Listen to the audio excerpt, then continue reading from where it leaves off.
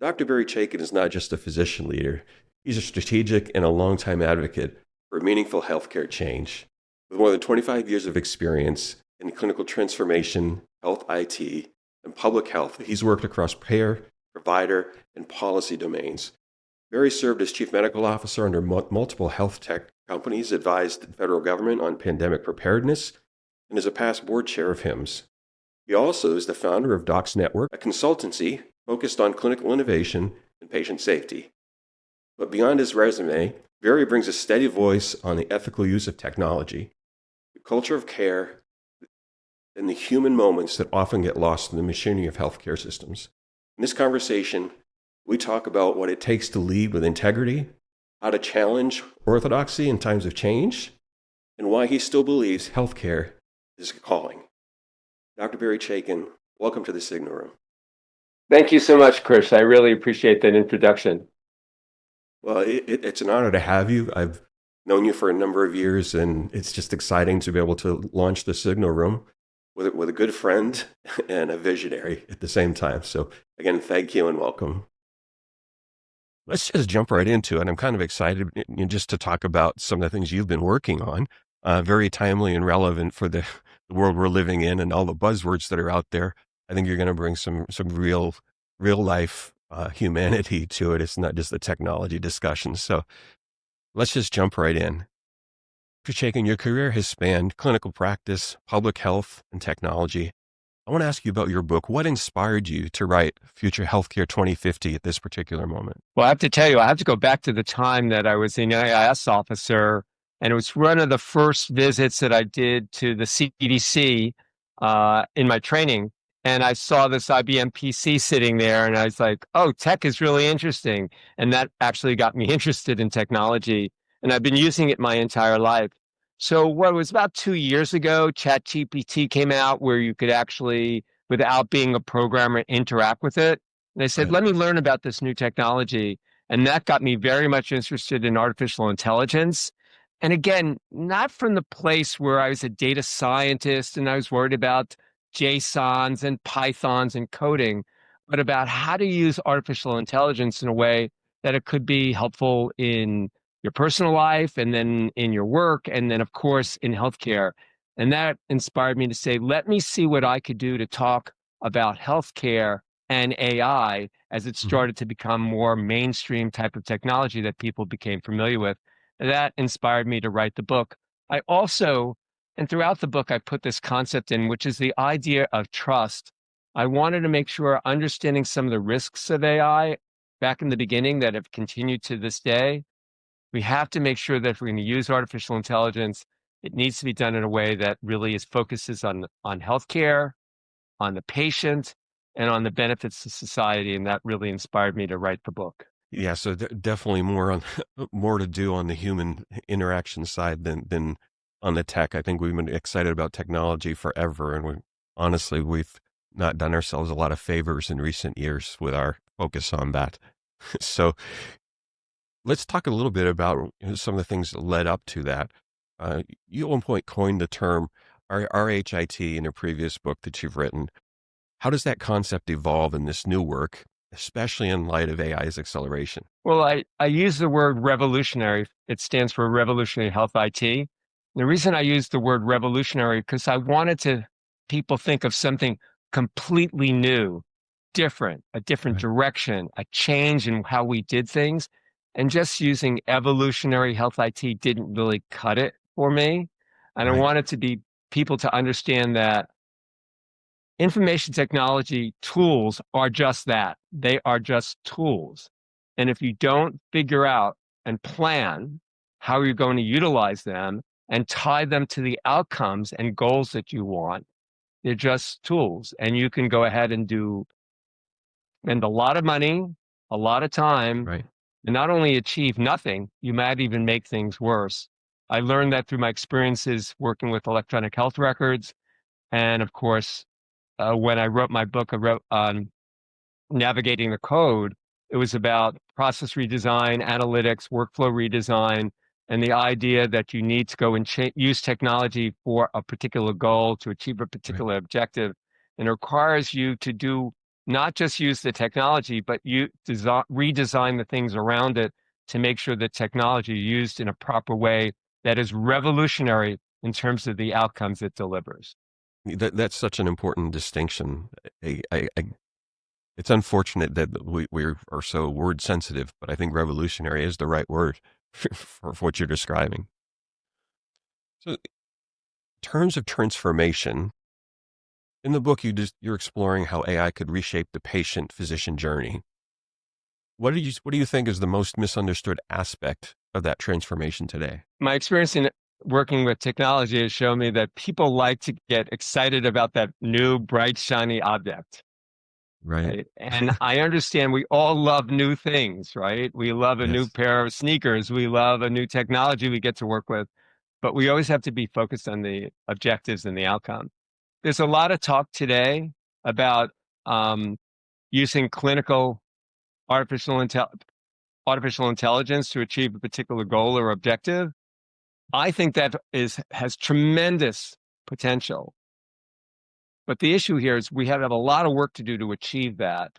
I think there's a lot we can do to further humanize how we deliver healthcare using artificial intelligence by making the interaction between the caregiver, which is not just the physician, but the nurses, physical therapists, people who do the blood Right. draw, the people who register you at the clinic, make that interaction more personal.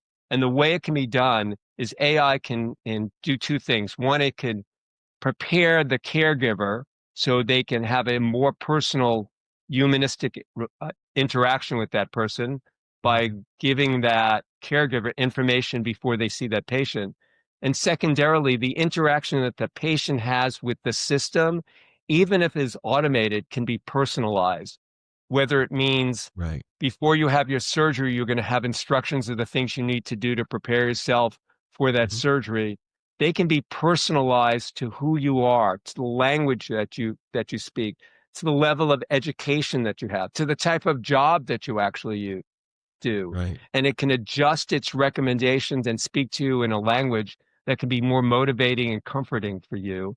The same way the interaction between the physician and the patient can be more humanized in the interaction by the information given to that physician, but also in the communication, written, verbal, and otherwise, to that patient by personalizing it around who they are, what their current diseases may be, their challenges may be, their family situation.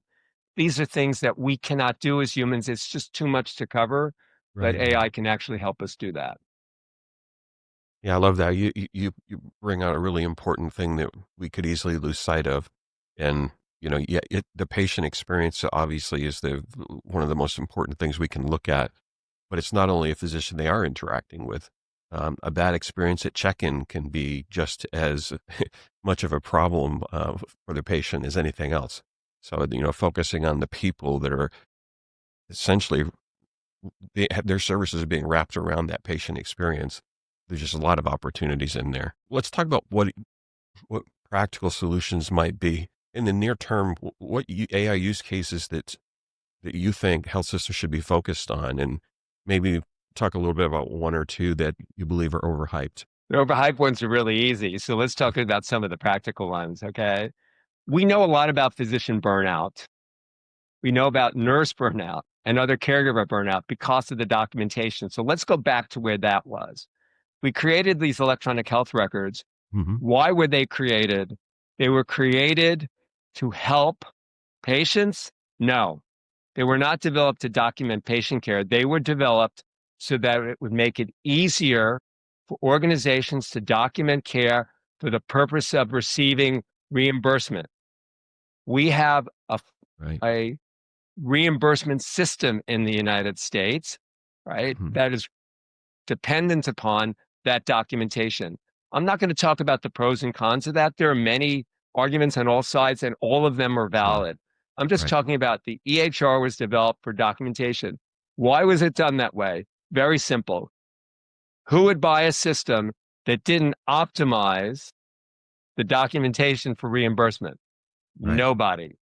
So what we tried to do through meaningful use and other measures by the government to make it so it was focused on the healthcare and the outcomes of that patient But reality is we live in a system, whether you're a for-profit or not-profit organization, Hmm. we survive by generating the proper revenue for our organization to keep it going.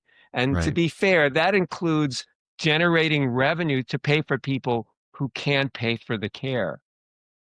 So that's part of the process. It's not just generating revenue for the benefit of senior people or for a Hmm. board or for something like that.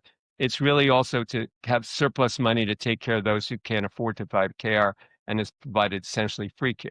So that's Right. where the revenue piece is. So I think if we are never going to get rid of that requirement unless we completely change our healthcare system. So Right. we need to weigh how can we decrease that burden? The way we can do it is we can use AI through ambient listening and Hmm. other processes to make it so the physician can focus on the patient. Why do I think this is really important? It's not just the time that the physician can spend with the patient, looking at their eyes, you know, testing them in various areas, the communication that occurs in Right. transferring, say, the therapeutic plan or instructions for the next week or two to that Mhm. patient. It's also the idea that when you document the care, we know that that ambient listening by AI can document the care as well, if not better, when properly implemented, Right. better than that actual caregiver. Now, think of the possibilities that can come from that.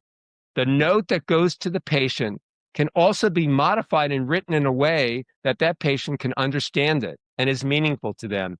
It's not Right. just seeing the physician's note, but seeing a customized summary of their visit. If there is a referral to a specialist, the information from that referral could be prioritized based upon the specialty of that referred physician so that the most important details about that patient are not buried somewhere in the note, but are right at the top because we know a surgeon needs to know X, Y, Z about the patient, but less about some other things. Right. For example, Yep. it'd be very important to know the patient's some labs on a particular patient who's undergoing, say, a hip replacement, but maybe their cholesterol level isn't as important as their clotting factors or the Right. hemoglobin. And we can make sure that those factors are right up front and initially seen. And that also impacts care and improves the quality of the care while at the same time addressing the issue of the physician burnout. I I love that. Are there things that you think we could do specifically to really kind of lean in on what you're saying, make sure that the AI is supporting rather than replacing the human connection in medicine? Because I think that's an area where probably is the most uncomfortable for us across the industry as we're thinking about how do we use AI and do it in a way that's meaningful. Well, that goes back to the idea of clinical AI. Now, we can do great things with AI in terms of drug discovery, clinical trials, and I can go in details on some of those. But the challenge in using clinical AI is in the idea of using it as a therapeutic or diagnostic tool. Right. The problem here is that if you do not set up the workflow correctly and you go ahead and implement that AI, you have the risk of getting into automation bias, where the physician sees the AI Right. recommendation, they're busy, they're distracted. Oh, by the way, physicians, nurses, and other caregivers are human beings. They That's are right. going to get distracted. They are going to Mhm. miss things. We all miss things and make errors. If you have automation bias, it'll just go, okay, okay, okay. We know that AI can hallucinate, can make up things, provide misinformation. Right. Without that human check, we have a problem. Now, how do we address Right. that? Well, we could create AI that goes ahead and looks at the output from the AI and monitors that. Um, and there are other surveillance tools we need to put in place. So it's actually multifaceted. Let's make sure the workflow is correct so the physician is part of the process and we try our best in the design to avoid the automation bias. Second is we have some type of tool, whether it's AI or AI and some other additional algorithm that works to check on what the results are from the AI, from the physician's plan. And the third thing is let's set up surveillance tool. Let's go ahead and monitor how we're doing with these things on a regular basis. and look for things that are out of line, that may be wrong. And that way we can work to correct them in terms of the workflow processes and correct them in terms of the artificial intelligence. That brings up an interesting concept, because I think when we talk about things like surveillance, that word has negative connotations probably that come to people's mind. It gets big brotherish. You're going to monitor me and babysit everything that I do. I went to medical school. I know what I'm doing, and your technology is going to be looking over my shoulder. Is that what you're telling me? I mean, I think that's an interesting conversation, because I think this is a bit different from a cultural adjustment standpoint, for anybody who's going to be measured this way. But I think it's incredibly important for the reasons that you said. I mean, human nature is such that eventually, no matter what our intentions are, we can get comfortable and complacent over time, because 99% of the time it's right, or perception we have is it's always right. I don't think I have to worry about it anymore. I think the ability to measure, and I think that how I think about it is, if Dr. Chaikin is spending on average 3 minutes reviewing the post-visit summary, and this Hutchins guy is barely spending 30 seconds. Do we have something that flags that? Somebody needs to come and talk to that Hutchins guy. That he's clearly not being attentive to it, and he's putting himself and his organization at risk. It seems like a little bit more than people probably are accustomed to thinking about. But I think it's really important for the reasons that you said. I mean, human nature is human nature. I don't know how we short circuit that. Well, Chris, maybe that Hutchins guy knows something that the Chaikin guy doesn't know about. And the Hutchins guy is spending 30 seconds instead of the 3 minutes. And it's not only much more efficient, but also then has extra time to spend with that patient. We don't know whether the Hutchins guy or the Right. Chaikin guy is doing the right thing. But Right. let me give you this model. If you go back 40 years, the chance of you dying in an airplane crash Mm-hmm. was 10, 20, 50, 100 times greater than it is today. Right. Why is that? The reason is because the pilots who initially said, hey, I'm the captain, you can't tell me what to do, they learned over time that is the wrong model. You have to Right. have crew resource management, which means the captain, the co-pilot, and other people on the aircraft all have a right to intervene. Now, give you an example of what we do in healthcare. We have a checklist in the OR, and anybody in the OR who thinks that something is not going correct can stop the beginning of the surgery and ask them to recheck it or to question it. That's the mindset we have to have in healthcare, which is, if I'm looking at how you're doing, I'm not looking to punish you. Now, I'll talk about Right. that in a second. We're not looking to punish you. What we're looking to do is to make sure that you're within the parameters of what we expect. And oh, by the way, we might discover something that you're doing that we should have everybody else do because it's better. Fortunately, how surveillance is used today, particularly in the for-profit, hedge fund owned venture fund organization, it's taking you, nurse, 4 minutes to spend the time on the phone with the patient. You got to cut it down to 3 minutes and 45 seconds. If any of you know a nurse, if any of you are a nurse, you know that is not the way you work. And doctors don't want to Right. work that way either. The most important person in the room when you're seeing a patient is the patient. You went to medical school, nursing school, PT school, or you joined healthcare as an intake person with no medical training, but you did it because you're committed to that cause. That's what's most important. We can make it more efficient within the humanistic, using humans and get them to do the right thing. But we're not here to punish them for time. We're here to identify the best ways to do things and encourage them to do the best for their patients. Thank you for explaining that, 'cause I think it's just a really important thing that we have to get people to understand. If we don't put these in place as we're starting to deploy, we're definitely going to go in a direction that's very, very dangerous. Thank you for that. I want to get into some things that are maybe a little bit more difficult to wrap.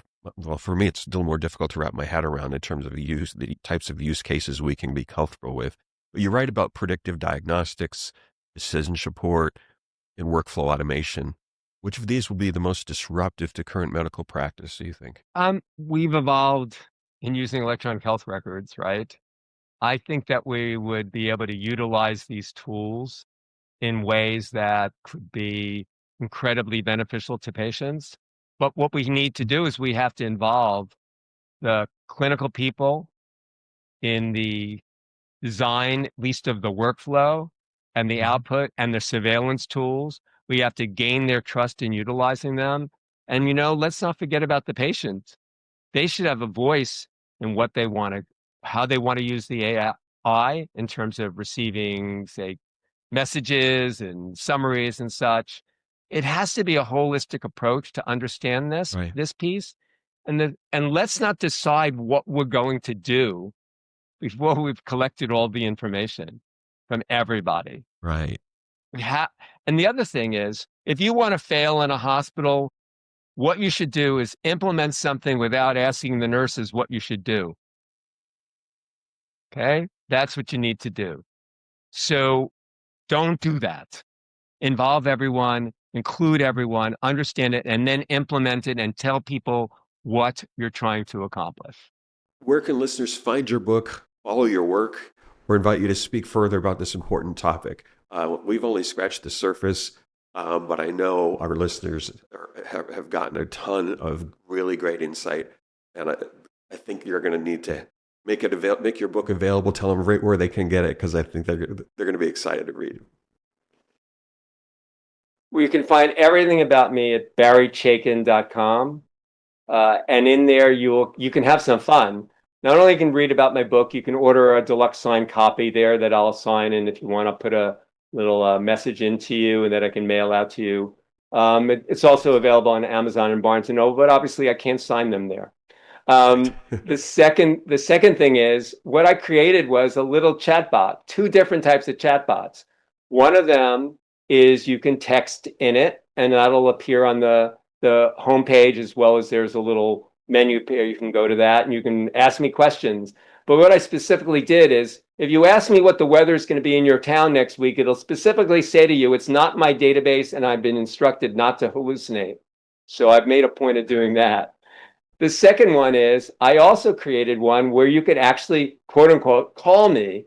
You hit the little call button, you can ask the same question, and it'll respond back to you in my cloned voice. So it's just a little fun way of how to use AI. And I have a lot of information on my website, barrychaikin.com. But of course, feel free to reach out to me using that site. And please connect with me on LinkedIn.